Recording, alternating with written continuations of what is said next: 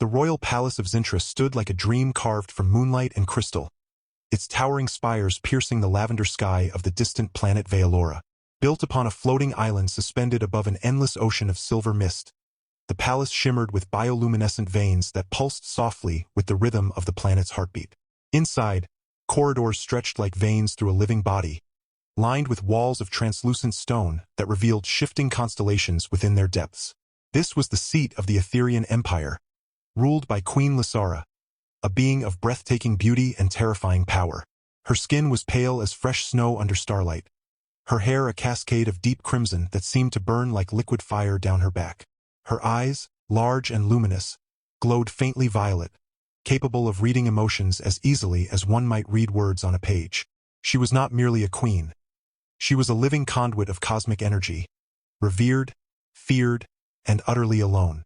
For centuries, the Ethereans had watched Earth from afar, studying its chaotic beauty, its wars and songs, its laughter and tears. They were a species evolved beyond physical need, sustained by energy and thought, yet they could not understand one thing: love. Not the fleeting infatuation, not the political unions of convenience, but the messy, irrational, all-consuming kind that humans sang about in ballads and wrote into their dying breaths. So when Earth finally achieved stable interstellar contact, Queen Lysara made a bold decree. She would host a delegation of humans at her palace, not for diplomacy, but for understanding. Among them was a man named Theo, a humble botanist from the green hills of southern Ireland, chosen not for his intellect or rank, but because his emotional resonance, as scanned from afar, was off the scale in warmth. He didn't know it at the time, but Theo had the soul of a sunflower, simple, bright, and always turning toward the light. When Theo first stepped into the grand hall of the palace, flanked by armored Etherean guards with translucent wings folded behind them, he nearly tripped over his own feet. The floor was made of a substance that responded to footsteps with ripples of light, like walking across a pond of liquid stars. The air smelled faintly of ozone and blooming night jasmine, and the gravity was just slightly lighter than Earth's, making him feel as though he might float away if he jumped. He wore a plain gray suit, slightly wrinkled from the journey, and carried a small potted plant. A gift, he had said, because every home needs life. The Ethereans had stared at it as if it were a sacred relic.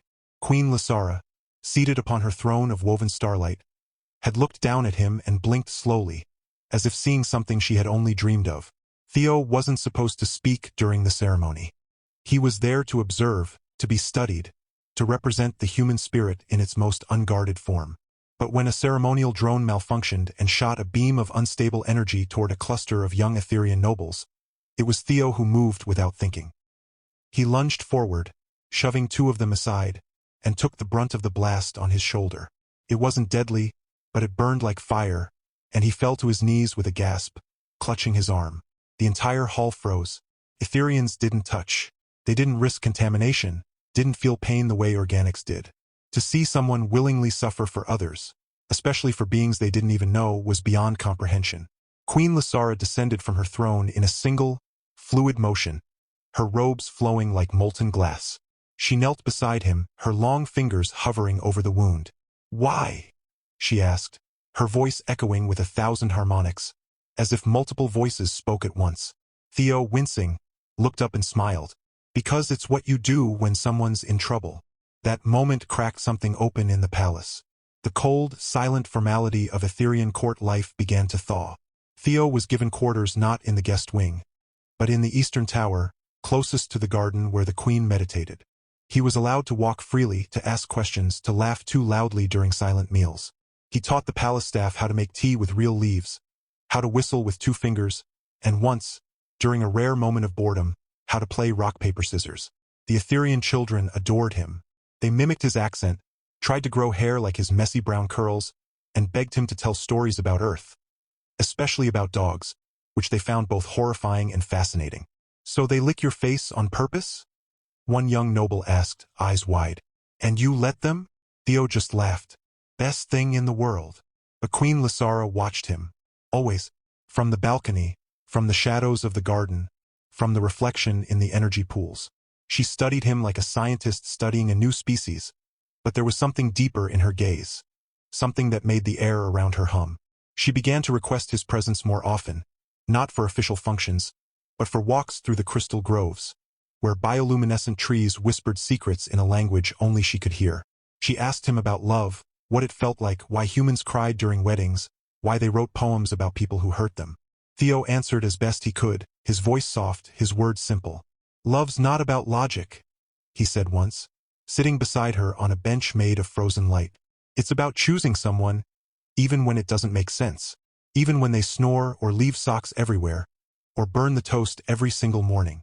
Lysara tilted her head. "And you've been in love?" He nodded. "Once. Long ago. Didn't work out. But I still think about her sometimes. Not with sadness. Just warmth. Like a fire that never really goes out." She didn't respond, but that night, the entire palace glowed a deep crimson for exactly 17 minutes. An event so rare it was recorded in the royal archives as the blush of Zentra. No one knew why. Some said it was a solar flare. Others whispered of a prophecy. Only the queen knew the truth. For the first time in her 312 Earth years of life, she had felt something stir in the hollow chamber of her chest. It wasn't energy. It wasn't duty.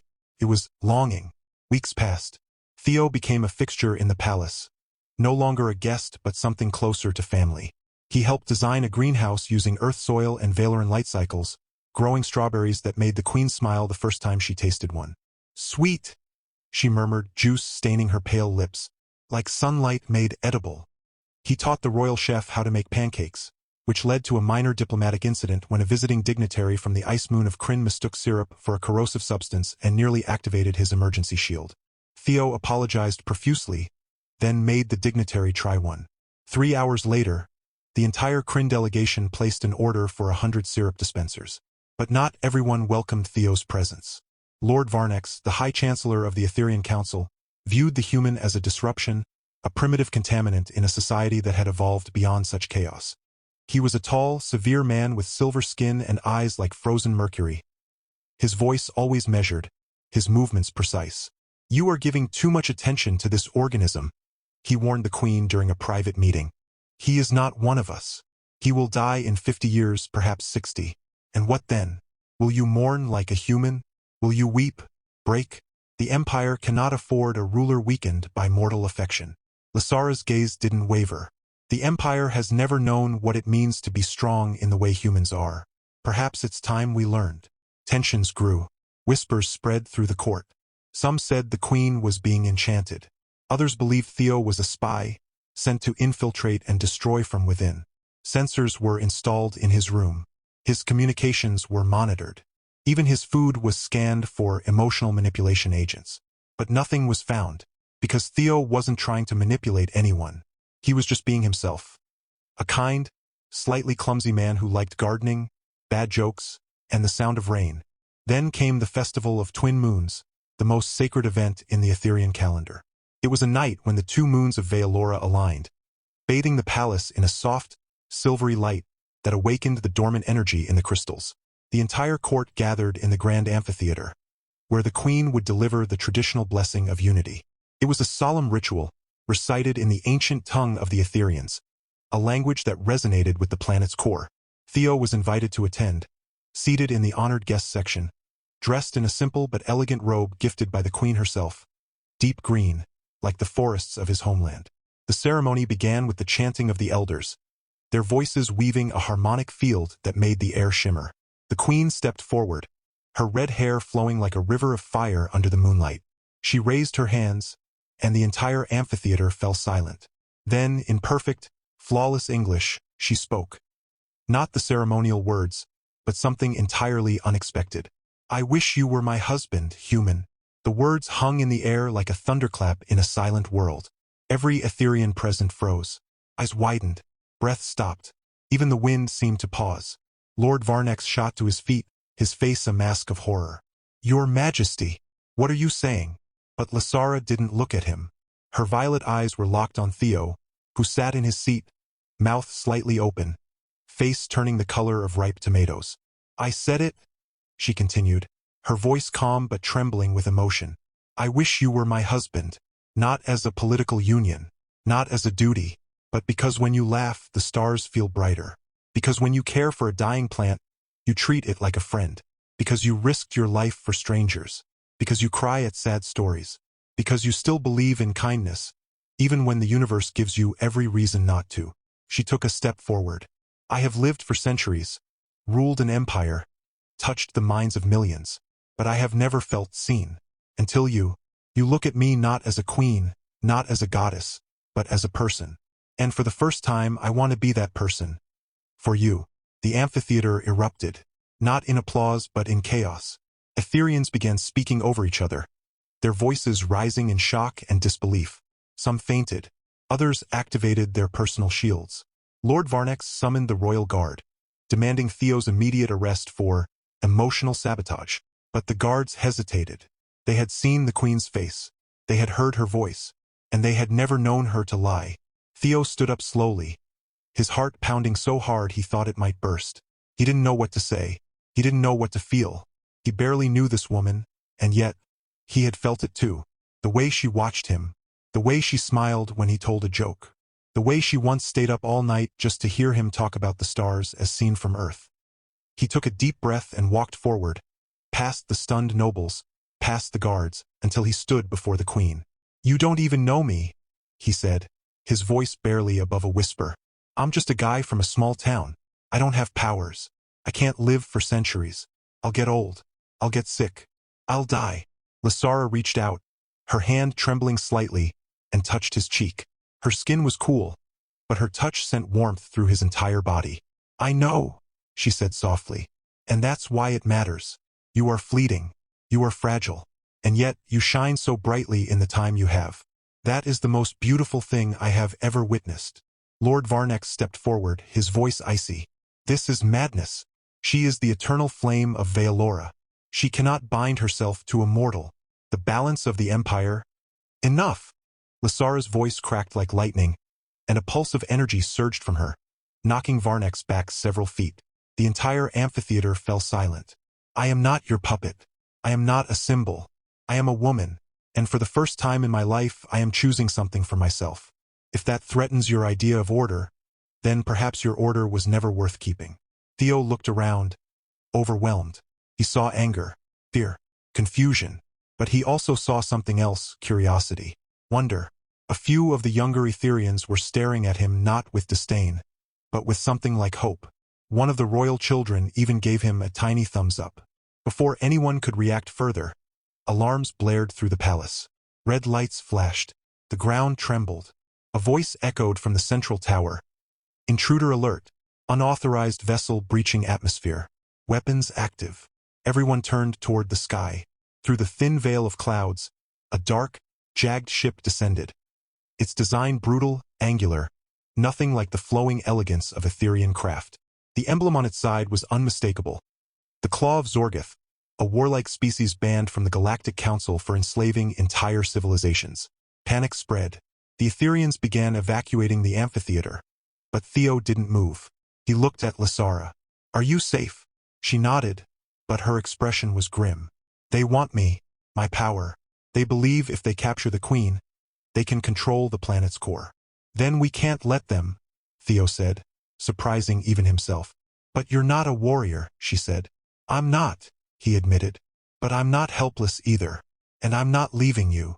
The Zorgath ship landed violently on the floating island, tearing through the outer gardens. Armored soldiers poured out, hulking, insect-like beings with exoskeletons and glowing red eyes. They moved with terrifying precision, disabling defense turrets with plasma cutters and overwhelming the palace guards.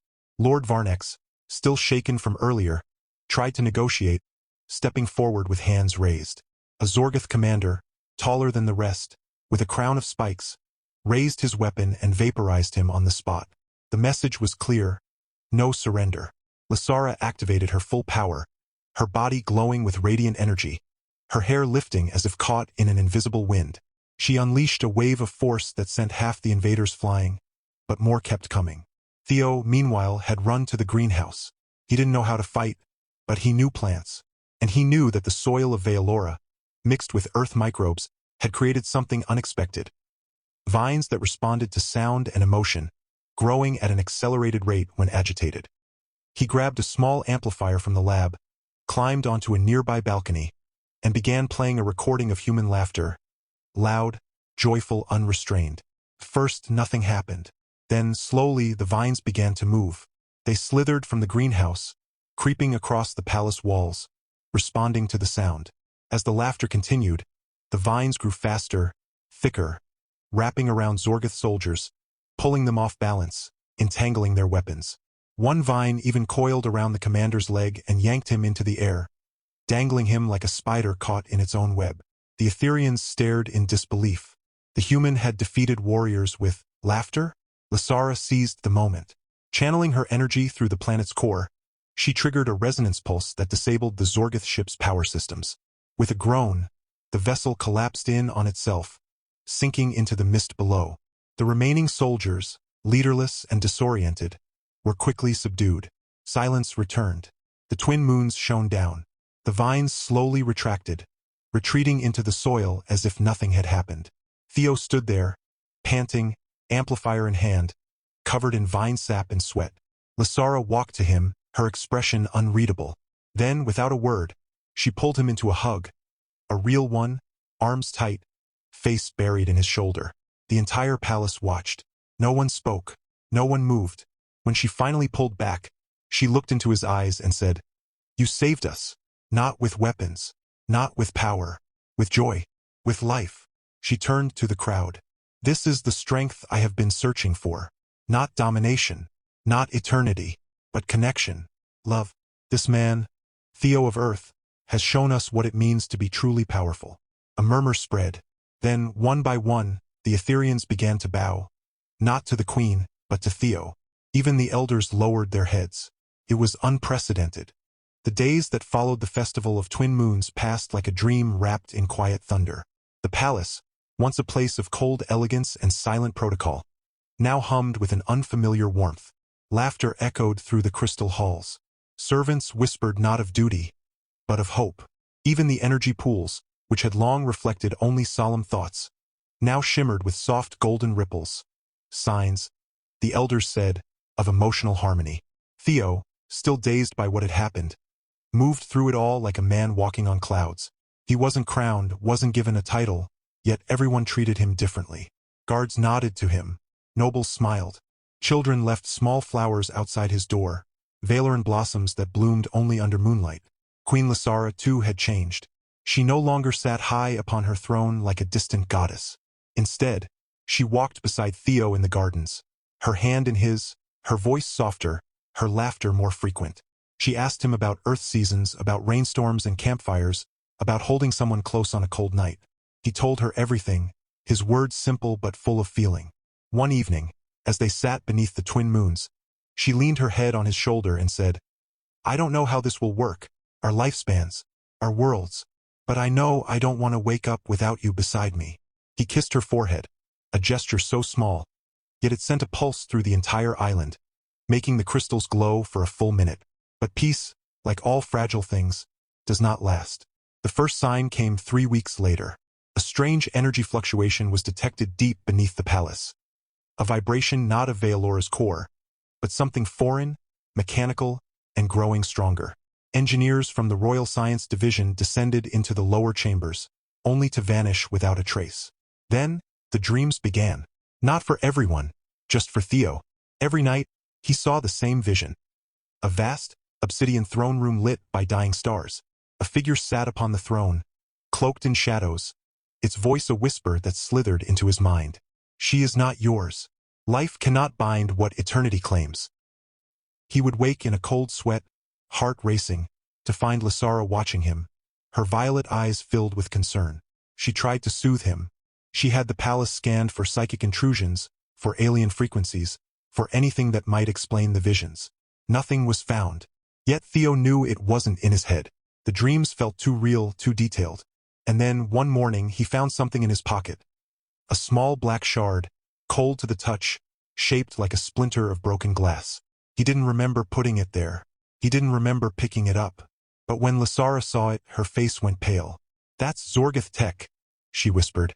"But it's not from the ship that attacked. This is older, ancient." She paused, then added, "This is a memory anchor. It stores thoughts, emotions, sometimes commands." Theo stared at it. "So someone's been inside my head?" Lysara nodded slowly. And they're using you to reach me. Before they could act, the skies darkened. Not with clouds, but with ships. Hundreds of them, sleek and silent, shaped like blades slicing through space. They bore no insignia, but their design was unmistakable. Advanced, elegant, and utterly alien. The Etherean defense systems flared to life, but the ships didn't attack. Instead, one descended slowly, landing on the eastern platform. A ramp lowered, and from within stepped a being so beautiful it hurt to look at. She was humanoid, like Lysara, but taller. Her skin a shimmering silver blue, her hair like liquid mercury cascading down her back. Her eyes were pure white, glowing faintly, and she moved with a grace that made the air itself seem to bow. She introduced herself as Seraphine, High Oracle of the Celestial Concord, a council of ancient beings who existed beyond time, guardians of balance across the galaxies. She spoke with a voice like wind through crystal chimes. "I come in peace," she said, addressing the royal court. "But I must speak to the queen. Alone." Lysara hesitated, but Theo squeezed her hand. "Go," he said. "I'll be right here." She nodded and followed Seraphine into the Chamber of Echoes, a room designed to absorb all sound, where no eavesdropping was possible. What happened inside would later be described by the energy traces left behind. A storm of emotion, a surge of power, and one sentence, repeated 3 times in the ancient Etherean tongue. "He must be erased." When Lysara emerged, her face was ashen. She didn't look at Theo. She walked past him, her steps mechanical, her aura dimmed. That night, she summoned the High Council, what remained of it after Varnex's death, and declared that Theo would be returned to Earth. "For his own safety," she said, her voice hollow. "There are forces at play beyond our understanding. He cannot stay." Theo was stunned.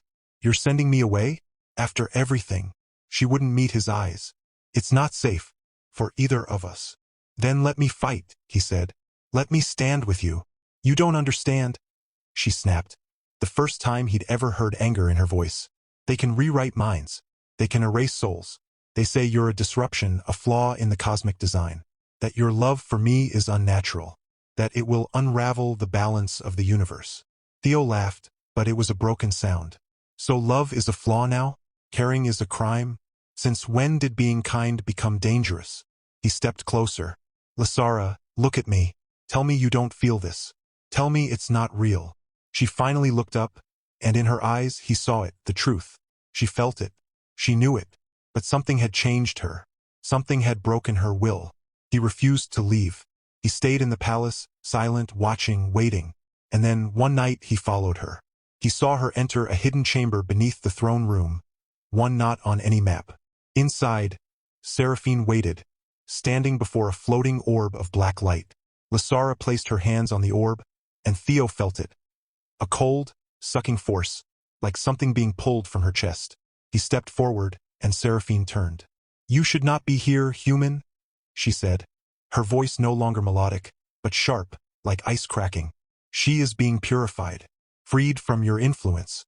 Soon, she will remember you as nothing more than a passing thought." "You're erasing her memories?" Theo shouted. "Of us? Of everything?" "Not erasing," Seraphine corrected. "Restoring. She was never meant to love. It was a glitch, a mistake. We are correcting it." Theo didn't think. He lunged, grabbing the black orb. The moment his hands touched it, the visions exploded in his mind. Not just his own, but hers. Memories flooded through him. Lysara as a child, alone in the palace, watching stars and wondering if anyone out there felt as empty as she did. Lysara on the night Theo arrived, feeling something stir in her chest for the first time. Lysara laughing at his terrible jokes, blushing when he complimented her hair, lying awake at night wondering what it would be like to hold his hand. And then the truth. Seraphine wasn't a guardian. She was a jailer. The Celestial Concord wasn't a council of peace. It was a prison of order, a force that suppressed emotion across galaxies, believing love, passion, and free will were threats to stability. They had been controlling the Etherians for millennia, using memory anchors and psychic chains to keep their rulers pure, logical, detached, obedient. The orb in Theo's hands wasn't purifying Lysara. It was enslaving her. With a roar, he smashed it against the ground. A shockwave erupted. The chamber trembled. Seraphine screamed, not in pain, but in fury. As the black light shattered, releasing a burst of energy that knocked her back. Lysara collapsed, gasping, clutching her head. Theo caught her before she fell. "Lysara, are you okay?" Her eyes fluttered open. She looked at him, really looked, and for the first time in days she saw him. "Theo?" she whispered. You broke it?" He nodded. "I couldn't let them take you from me." Tears welled in her violet eyes. "They told me loving you was wrong, that it would destroy everything. But I don't care. If love is chaos, then let the universe burn. I'd rather burn with you than live forever without you." Above them, alarms blared. The palace defenses reported that Seraphine's ship was powering up its weapons. She wasn't leaving. She was preparing to destroy the entire island to eliminate the contamination. They had no time. Lysara stood, her strength returning. "Then we fight. Not just for us. For every being who's ever been told they can't love who they want. For every heart that's been silenced." She took Theo's hand. "Stay with me." He smiled. The same warm, sunflower smile that had first captured her. Always. Together, they raced to the central spire, where the planetary core interface was located. If they could amplify Lysara's power, merge it with Theo's emotional resonance, they might be able to generate a pulse strong enough to disable the ship. But it would require a bond deeper than anything ever attempted. A true fusion of human heart and Etherian soul. As the ship above fired its first beam, tearing through the outer gardens, Lysara and Theo stood at the heart of the palace, hands clasped, eyes locked. She began to chant in the ancient tongue, her body glowing brighter and brighter. Theo closed his eyes and thought of everything he loved.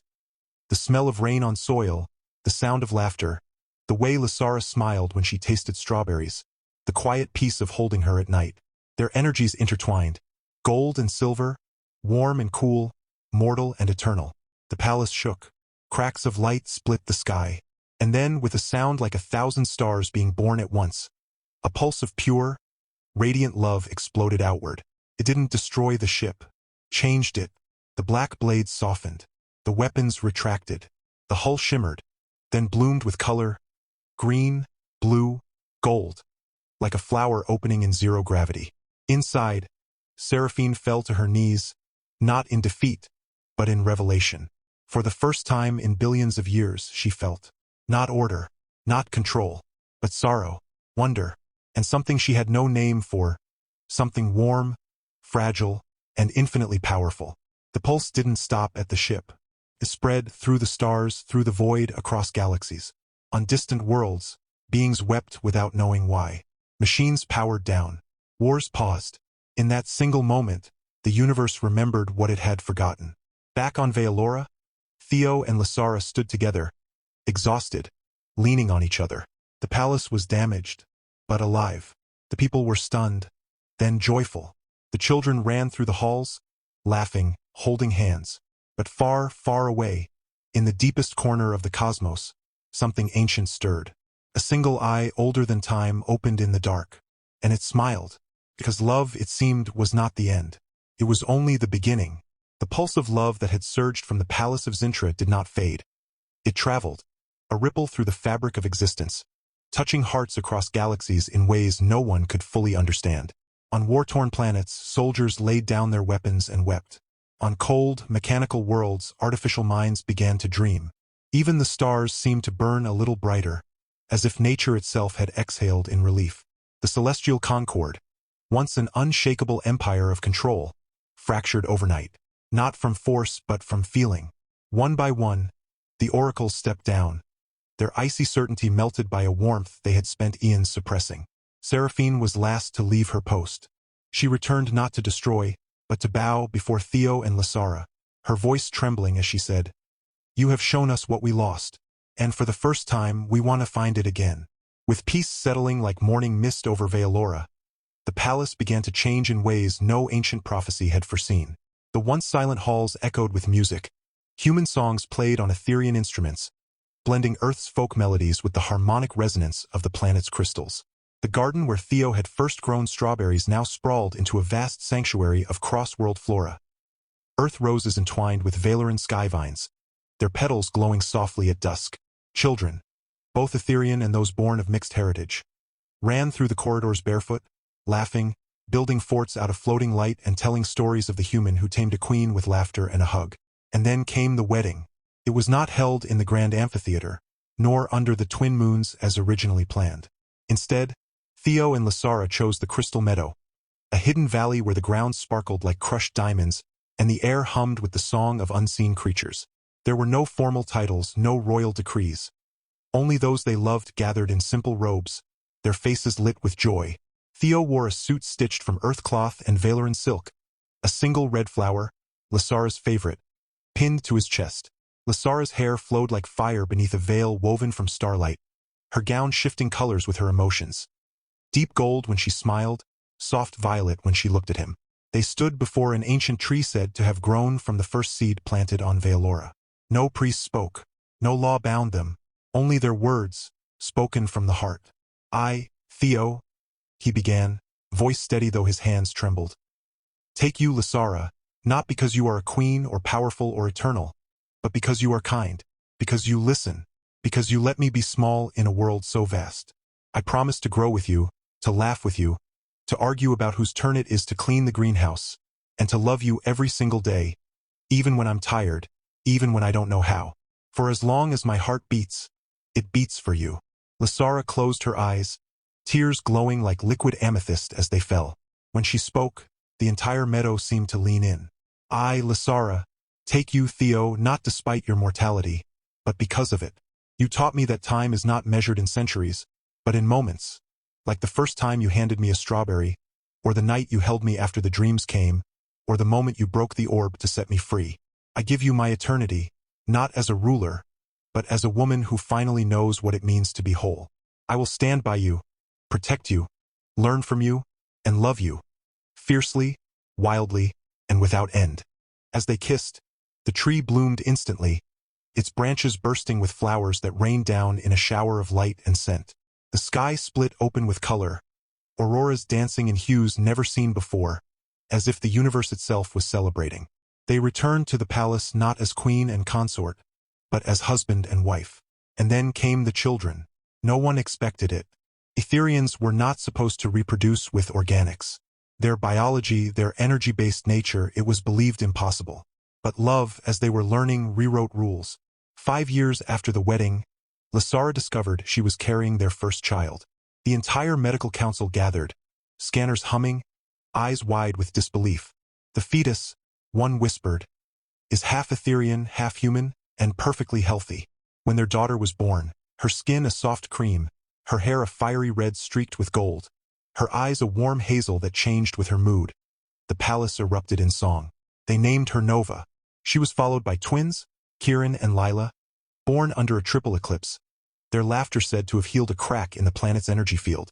Then came little Jax, who could make plants grow just by smiling, and Mira, who hummed in perfect harmonic resonance, calming storms with her voice. In all, they had 7 children, each unique, each a miracle, each a living symbol of 2 worlds becoming one. Theo, once a quiet botanist from a small village, now walked the halls of the palace with a bouncing child on each shoulder, forever covered in juice, glitter, and the occasional vine. He taught them earth games, told bedtime stories about dragons and space pirates, and made pancakes every Sunday morning, now a sacred family tradition. Lysara ruled with wisdom, but also with heart, transforming the Etherian Empire into a federation of compassion, where emotion was no longer suppressed, but celebrated. They built schools where humans and aliens studied side by side. They opened embassies on Earth, Mars, and beyond, promoting unity, not conquest. And every year, on the anniversary of their wedding, the entire planet paused.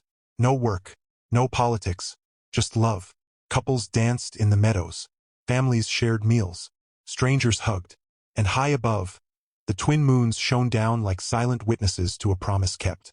Years turned to decades. Theo's hair turned silver, his steps slower, his hands lined with time. But his smile never faded. Lysara aged beside him. Not in body, but in spirit, her love deepening with every passing season. She would often sit with him on the balcony, his head resting on her shoulder, watching their grandchildren play in the garden. One evening, as the stars blinked awake, Theo took her hand and said, "I've lived more than I ever dreamed. I had a love that moved planets. I had children who changed the universe. And I had you." Lysara kissed his forehead. And I had you, the man who taught me how to feel, who risked everything for a queen he barely knew, who grew strawberries in a palace of stone. She smiled. If I could live 1,000 lifetimes, I would choose you in every one. He passed peacefully, many years later, surrounded by family, his last breath a whisper of laughter. Lysara did not fade into sorrow. She grieved, yes, deeply, beautifully, like a storm that must run its course. But then she rose, as she always had, and continued. She raised their youngest, ensured their legacy lived on, and told their story to every generation. And sometimes, on quiet nights, when the twin moons hung low and the garden bloomed with strawberries, people say you can still see them. Two figures walking hand in hand through the meadow, one glowing faintly, the other smiling as bright as ever. Not a legend, not a myth, but love. Real, wild, impossible love. And it lasted not just a lifetime,